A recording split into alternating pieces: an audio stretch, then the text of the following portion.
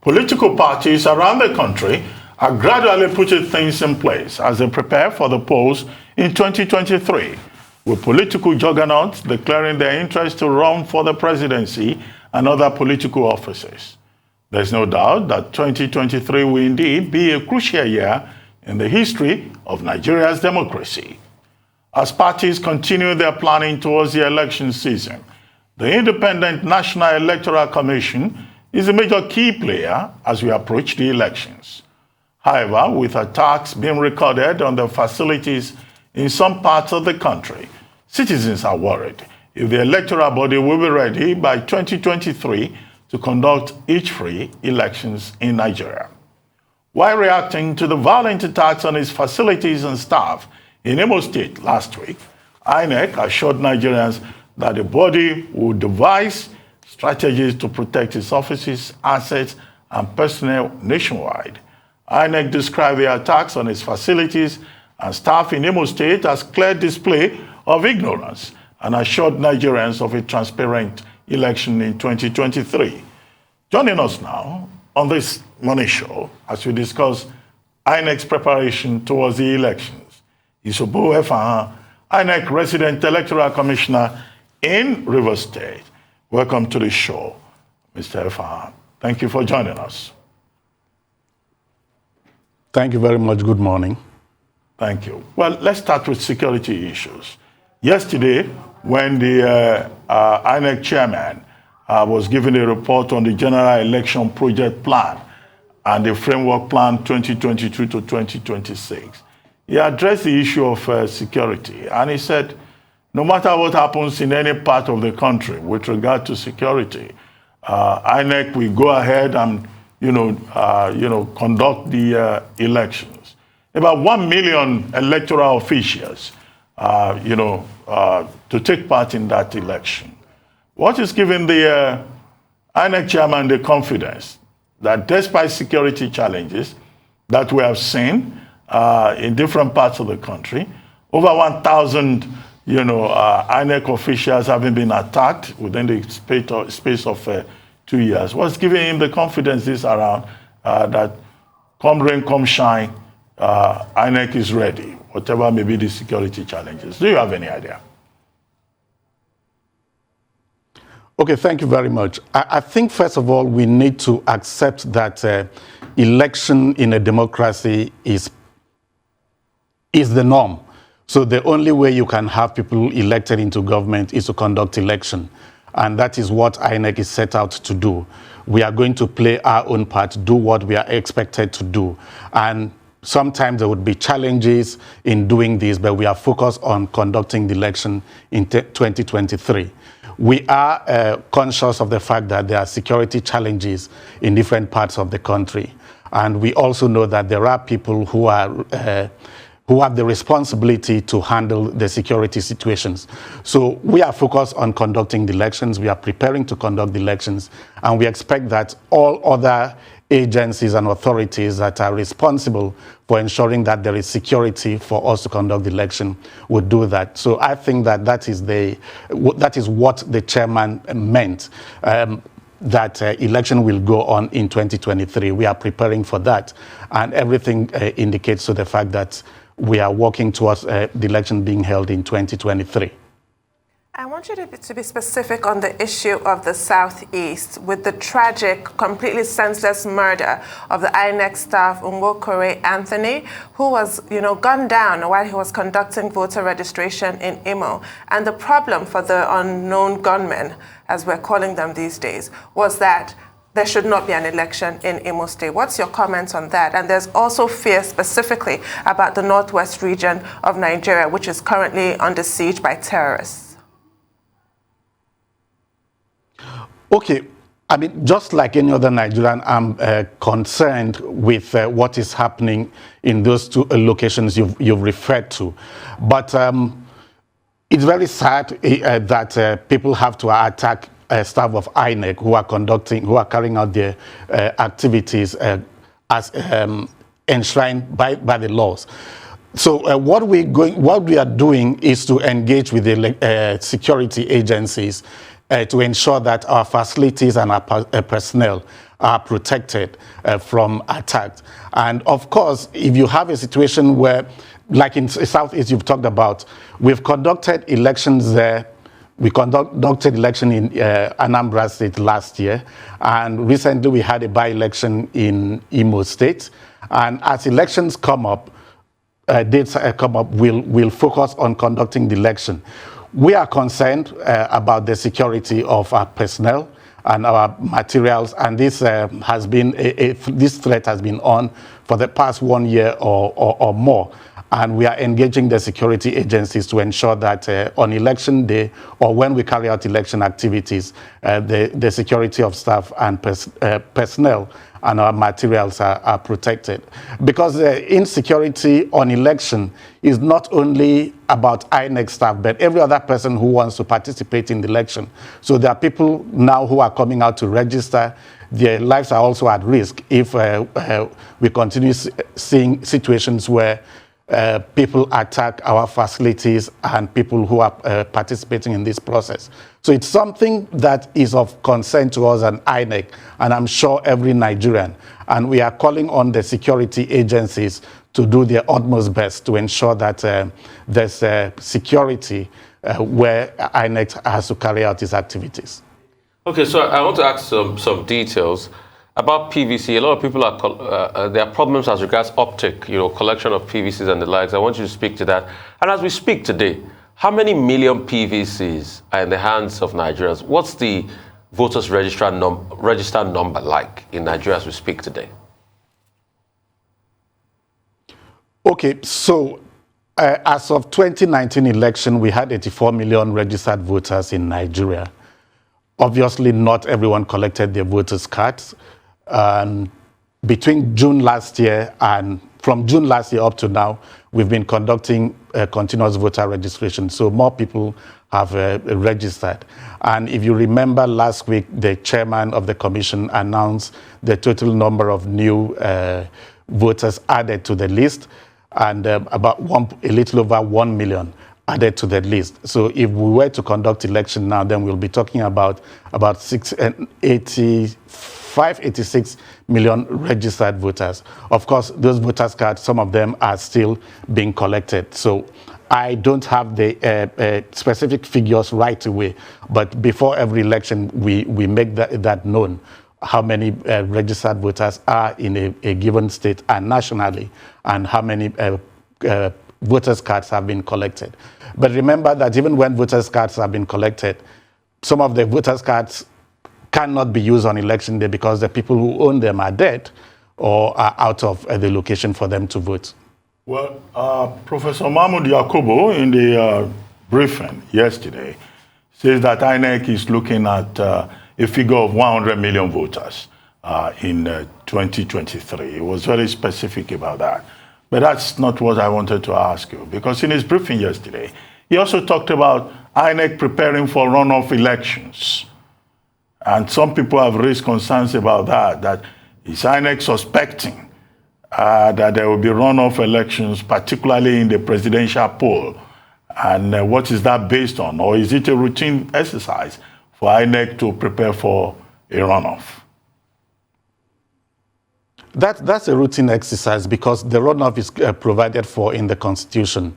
If at the first ballot a clear winner does not emerge, then there's a possibility of runoff. It's just that so far we have not had an occasion to conduct that.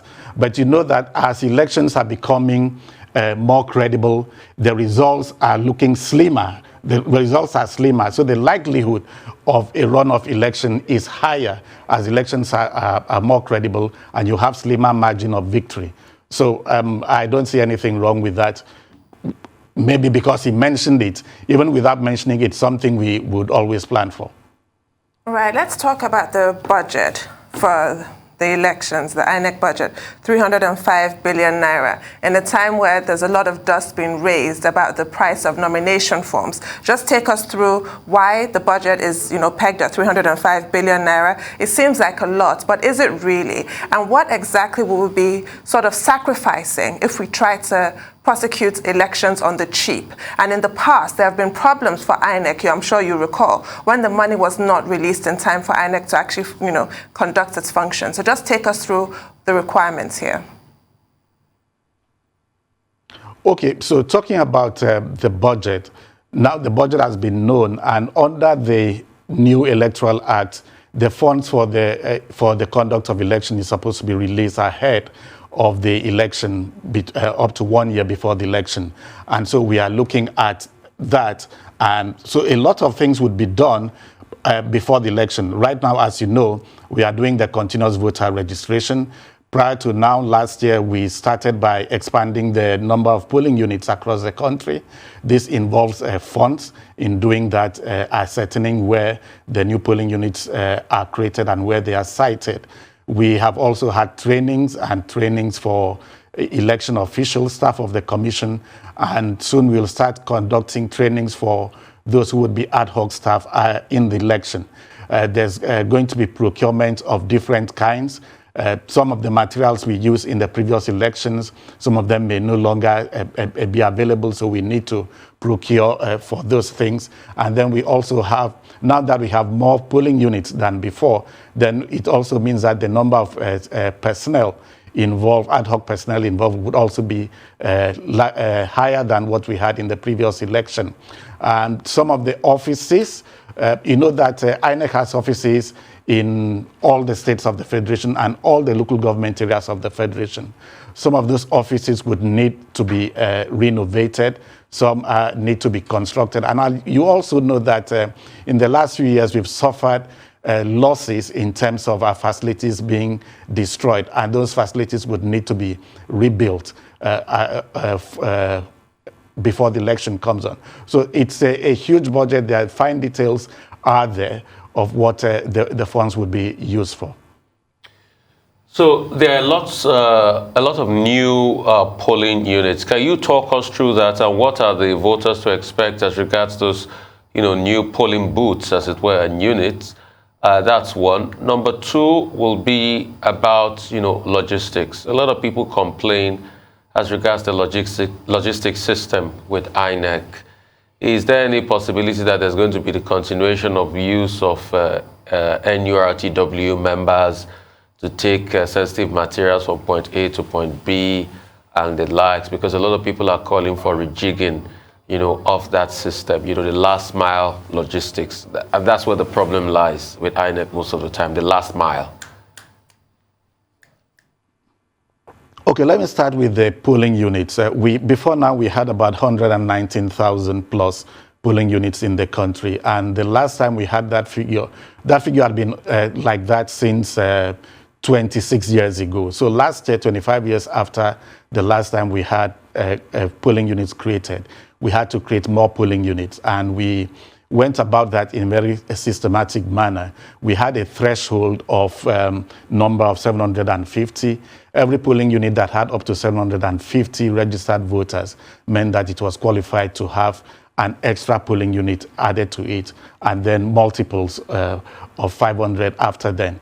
So we identified those polling units that were qualified to have new polling units added to it, and then we identified where in the area of that ward, for instance, where to site the new polling units. And that has been done. And we did that in consultation with various stakeholders, and that has been successful. So now for people who registered and maybe their polling unit is far from where they are now, they can take advantage of this continuous voter registration to do a transfer to any polling unit, whether it is an old one or a new one.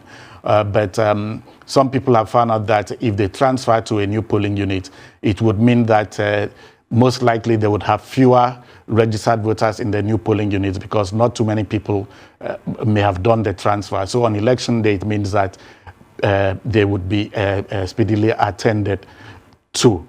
Now, you talked about the logistics. Yes, we learn every year going into the next election. We review what happened in the previous election, areas we need to rejig, and we are working on that. The issue of transportation.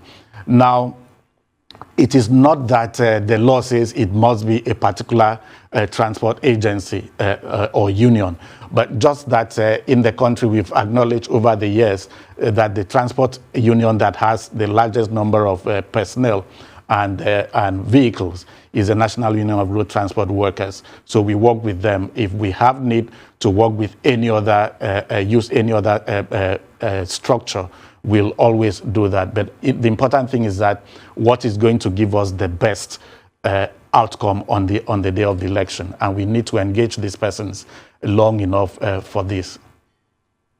You've been involved in this process for some time. The general question to ask you is, what do you think of the new Electoral Act, the Electoral Act 2022, particularly with regard to those sections?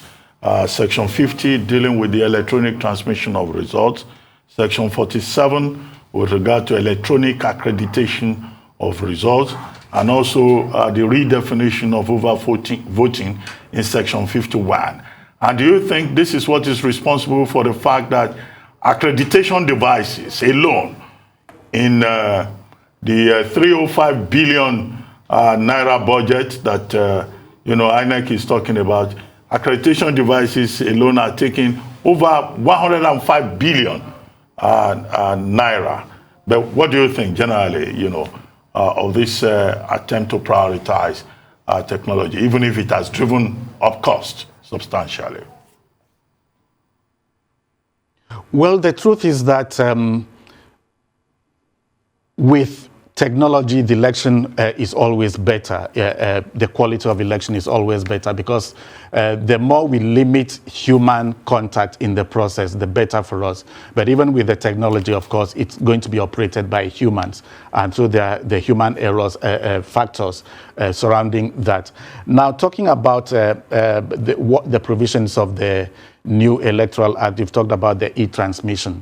Yes, even before I joined INEC, I was one of those that was worried. I remember in 2011 when I observed the process of collation and declaration of the presidential election. I thought it was such a humongous process and waste of time that all the resident electoral commissioners from all the states, after the elections have been collated at the state, will now physically have to move to Abuja to submit this with the state collation officer.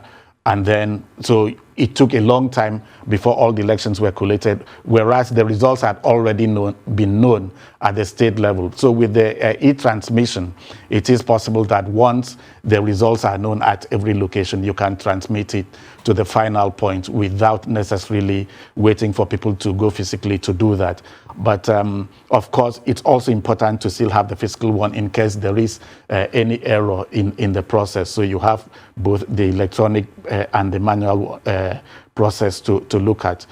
For the accreditation, yes, we've since 2015, we've been using a device to accredit voters before the vote.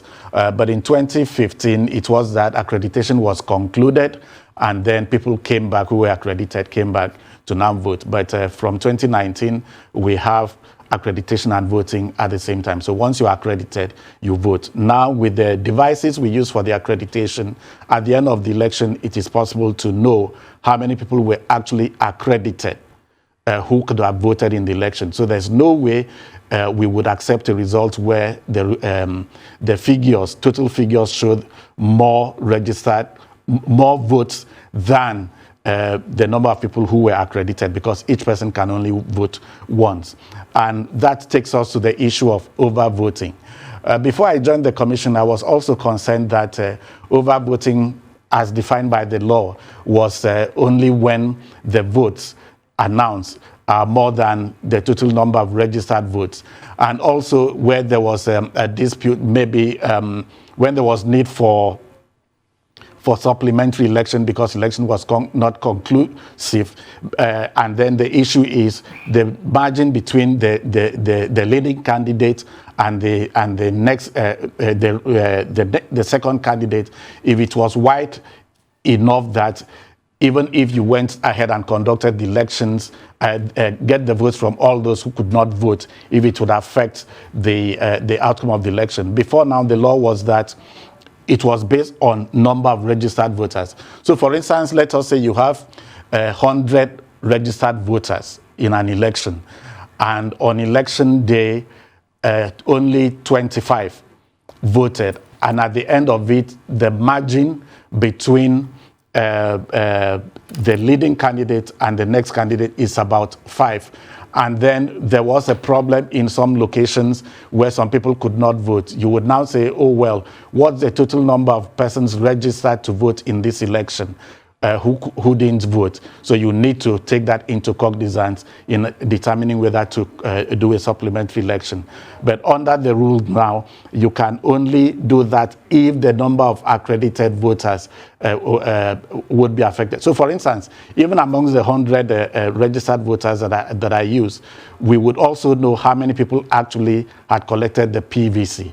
So if out of 100 registered voters, only 80 had collected the PVC, then you can't actually be working on 100, but rather on 80.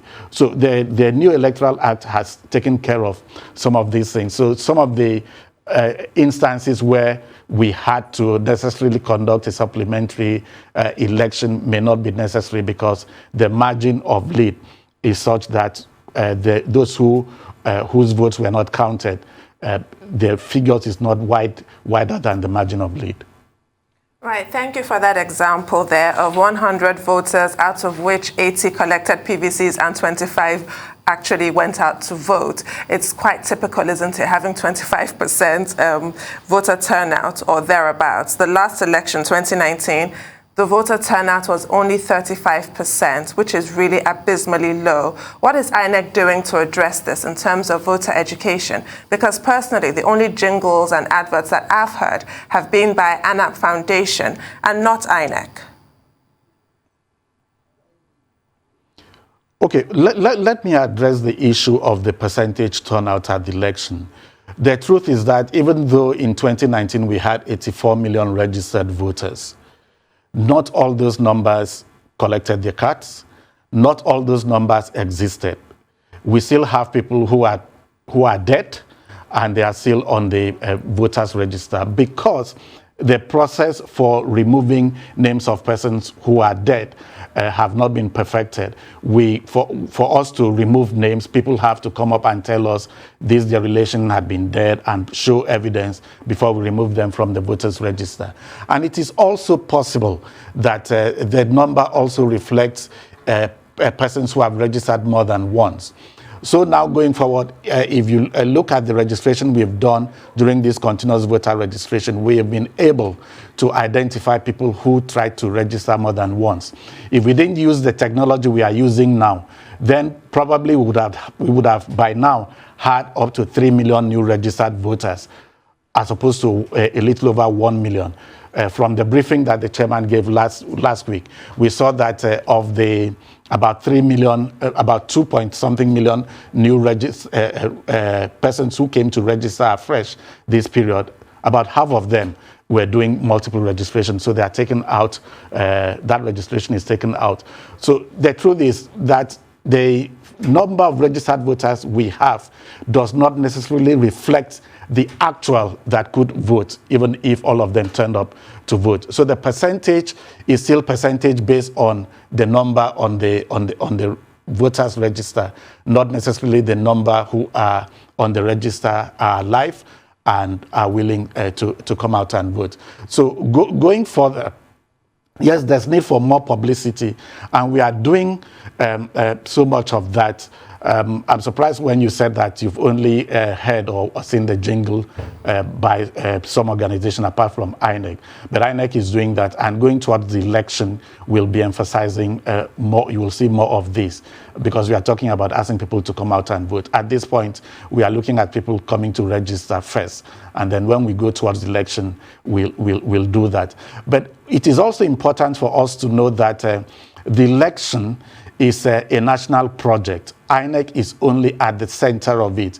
There are lots of other institutions and agencies and organizations that should be involved in it legitimately. And let us start with the political parties themselves. How much are the political parties doing to get people to come out to vote on election day or to come out and register? Okay. Real quick. Hello? Yeah, I can hear you. Okay, if you're done speaking, real quickly, I'd like to ask this. We've been getting complaints while we're speaking this morning that PVCs are so difficult to get. Why is it that way? That PVCs are so difficult to get? And please, can you also give us some voter education on BVAS? You know, how does the system work? What does the system entail? You know, because there are a lot of voters that in this election they will be encountering the BVAS for the very first time. So tell us some more about that BVAS. Okay, let's start with, you talked about people said it's so difficult to collect the voter's card. So let's start with the registration process. Those who have not registered at all before now, if they walk to any of our registration centers, currently, when we started, we were registering at the INEC state offices, we were registering at the local government offices of INEC.